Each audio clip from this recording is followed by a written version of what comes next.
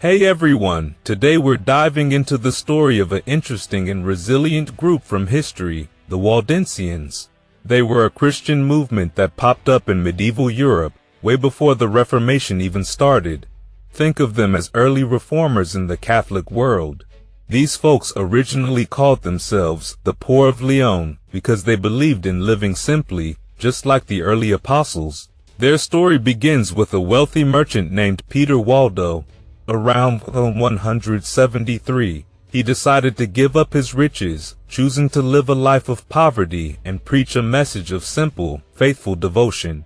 It wasn't just about poverty. Waldo was passionate about the idea that anyone could preach the gospel, not just church authorities. This belief put them on a collision course with the Catholic Church. The church, especially the bishops, wasn't thrilled with this new movement. It wasn't so much their focus on poverty. After all, the Franciscans were also promoting similar values. The real issue was that the Waldensians didn't want to play by the church's rules. They believed that preaching the gospel shouldn't require a bishop's approval. By 1215, the church declared them heretics, offering them a choice: come back to the fold or face the consequences. Some Waldensians returned, calling themselves poor Catholics, but others held firm, refusing to give up their beliefs. This defiance brought them waves of persecution, lasting for generations. Now, over time, as Protestant ideas started gaining traction, the Waldensians found themselves aligning more with these emerging Protestant ideals. In fact, in 1532, they made it official by joining the Calvinist tradition and formally embracing Protestant doctrines. This move shifted their beliefs and practices even closer to mainstream Protestantism, especially under the influence of reformers like Heinrich Bullinger. But unlike many later Protestant groups, the medieval Waldensians didn't focus as much on strict theological arguments. Instead, they stood out because they believed in practicing a very simple, stripped-down Christianity. They saw pilgrimages, relics, and elaborate rituals as unnecessary. To them, it didn't matter if you prayed in a grand cathedral or in a barn. What mattered was the prayer itself. They went as far as to say that holy water was just water, no more special than rain. Their beliefs were bold for the time. In their eyes, the Catholic Church had strayed, even calling it the harlot of the apocalypse. And they weren't shy about their disdain for the Pope, whom they viewed as a symbol of corruption. Their teachings and practices challenged many norms. For instance, they valued a life of humility and believed in the priesthood of all believers, claiming anyone with faith was as much a priest as any ordained clergyman. They also denied the concept of purgatory, considering it an invention. The Waldensians questioned why preachers needed wealth or power and argued that church figures should not be living as lords. They also opposed things like paying tithes or seeing relics as holy. Unsurprisingly, this approach didn't win them any favor with church authorities. One of their unique pieces of literature, La Noble Leçon, or The Noble Lesson, offers a glimpse into their medieval beliefs. Originally thought to have been written around the 1200s, it's now believed to date from the early 1400s. This poem, written in the Old Occitan language, gives us a rare window into the minds of the Waldensians, who felt strongly about maintaining a connection with the original Christian teachings. They upheld some church practices, like celebrating the Eucharist, but with one key twist: they felt only worthy priests should perform these rites, not anyone who happened to wear the cloth. As you can imagine, this group had a rough journey. Even with their dedication to a pure apostolic Christianity, they found themselves repeatedly at odds with Catholic doctrine and practice. Their rejection of certain sacraments, especially when performed by what they considered sinful priests, set them apart. They even criticized practices like infant baptism, suggesting that Christ's teachings pointed to baptizing only those who believed. Over time, the Waldensians became seen as outsiders, rebels against the establishment. It's clear the Waldensians saw their faith as a return to something ancient, something they believed had been buried under layers of church tradition and power structures. They were determined to keep the gospel simple and accessible, resisting many of the norms that had come to dominate Christian practice in Europe. Even when faced with threats and hardship, their resolve only seemed to strengthen. The Waldensians held on to their faith, maintaining a legacy that, against the odds, still survives in certain parts of the world today. And Peter Waldo, a wealthy merchant from Lyon, decided to abandon all his possessions to focus entirely on preaching. His bold decision inspired others among the clergy to take similar steps, leading to a group of followers known as the Poor of Lyon, and later, the Poor of Lombardy. By choosing poverty as a way of life, they marked themselves as different, standing against the church's wealth and structure.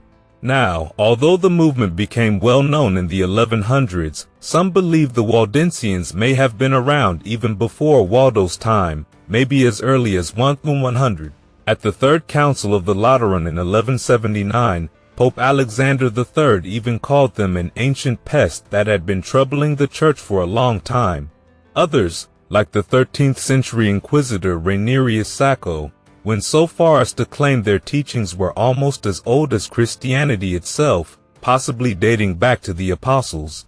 In the 17th century, Pastor Henri Arnaud of the Waldensians insisted that their community in the Alps could trace its beliefs back to the early Christian teachings that had survived, handed down through generations.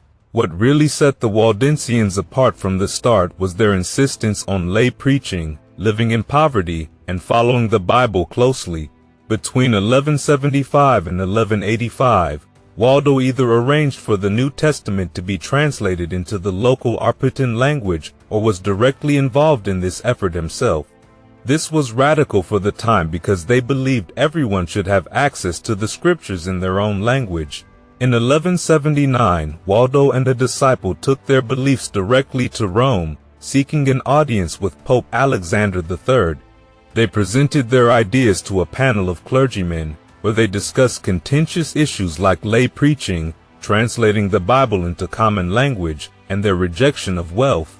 The church's response was ambiguous. The Third Lateran Council condemned some of Waldo's ideas, but at that point they hadn't yet excommunicated him. But as the Waldensians continued to preach against the church's control over doctrine and rejected its material wealth, the church couldn't ignore them forever.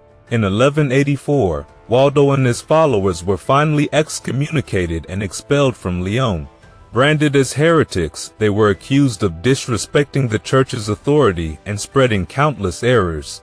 Even in exile, the Waldensians found ways to keep their movement alive. They developed a system where their preachers, known as barbes, traveled in secret from town to town, meeting in small groups to offer confessions and hold services. The community would provide shelter for these traveling preachers, helping them move from place to place without being discovered. And as for Waldo, though he vanished from the records, he's believed to have lived into the early 13th century, possibly escaping capture by relocating to Germany, though no one knows his true fate. By this time, the Waldensians had developed their own structure. There were the Sandaliati, those wearing sandals, who would study sacred texts and debate doctrine, the doctors, who trained others, and the Novellini, who preached to the wider community. They earned various names, such as Inshabbatati, or Sabbateers, possibly for their simple wooden shoes, or perhaps even for their observance of the Sabbath, which some argued aligned with Jewish customs. Early writings from the group suggest they interpreted the fourth commandment in a way that defended keeping the Sabbath, further deepening the tension between them and the Catholic Church.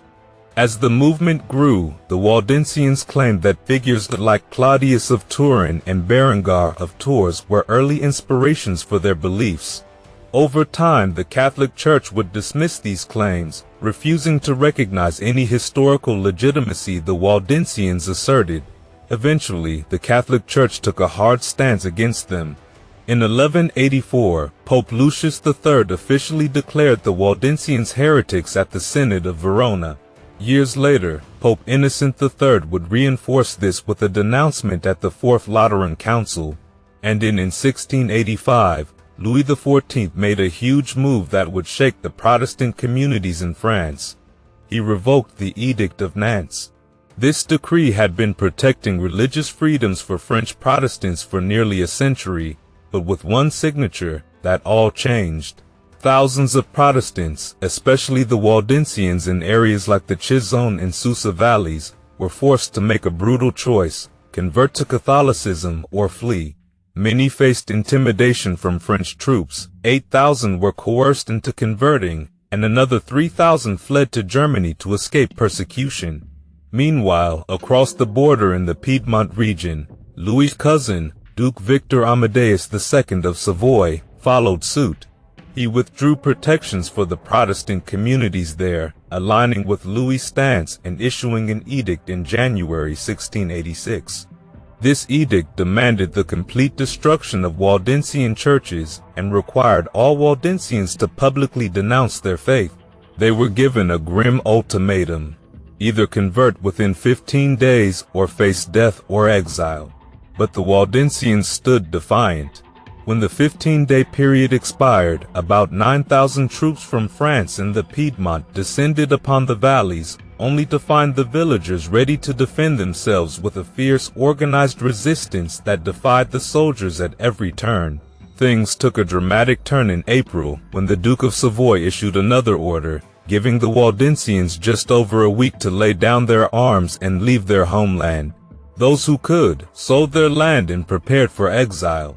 But Henri Arnaud, a Waldensian pastor exiled years before, re-entered the scene with a fiery speech, rallying the people to resist. By mid-April, with the truce over, the Waldensians were primed for battle. The fighting that followed was intense but devastating. By early June, after weeks of clashes, the Waldensian forces were dwindling. Thousands had been killed, imprisoned, or forced to accept Catholic doctrines. Tragically, many prisoners succumbed to starvation and illness in harsh conditions. But not all was lost. A small band of survivors took to the mountains, launching a guerrilla-style resistance. These so-called invincibles became a thorn in the side of the Duke's forces for nearly a year, conducting hit-and-run attacks that kept the Waldensian spirit alive. Finally, the Duke offered a concession. He would allow Waldensians in prison to be released and granted safe passage to Geneva, as long as they converted or left immediately. For many, there was no real choice, and by January 1687, around 2,800 Waldensians began their exodus. But the journey was brutal, and fewer than 2,500 survived to reach Geneva. As the years went on, Arnaud and others sought allies across Europe, finding support from leaders who opposed Louis XIV. The League of Augsburg was formed, and in 1689, Arnaud led a daring return to Piedmont. With backing from the Dutch and armed with modern weapons, around 1,000 Waldensians made the treacherous journey back to their homeland. Though many perished along the way, those who survived successfully reclaimed their lands and ousted Catholic settlers. However, the struggle wasn't over. By spring 1689, the Waldensians were heavily outnumbered again, this time trapped on a high peak called the Belsiglia. 4,000 French troops, armed with cannons, encircled them, waiting for the right moment to strike. Just as it seemed like the Waldensians' final stand, a storm rolled in, delaying the assault. Under the cover of night and fog, they managed an incredible escape, led by one of their own who knew the mountain paths. By morning, the Waldensians had vanished, far beyond the reach of the French forces. A twist of fate finally shifted the tide in the Waldensians' favor. Duke Victor Amadeus II, who had previously allied with France, now switched to the League of Augsburg, halting the French pursuit and allowing the Waldensians to return home. This moment of reprieve came to be known as the Glorious Return, a testament to their resilience and unbreakable spirit. After the French Revolution, things began to improve for the Waldensians. They were granted freedom of conscience, and in 1848, King Charles Albert of Sardinia extended civil rights to them. This new era of religious freedom allowed the Waldensians to move beyond their secluded valleys, spreading throughout Italy and even beyond, to places as far as South America and the United States. In the modern era, the Waldensians continued to evolve, establishing churches worldwide and championing a faith built on their historical values of social justice, religious tolerance, and community service. In 2015, Pope Francis himself visited a Waldensian church in Turin, asking for forgiveness on behalf of the Catholic Church for centuries of persecution. Today, the Waldensian Church stands as part of the global Protestant Reformed tradition, with congregations in Europe, the Americas, and beyond. They're a reminder of resilience and faith, holding true to their convictions through centuries of hardship, all the way to the present day.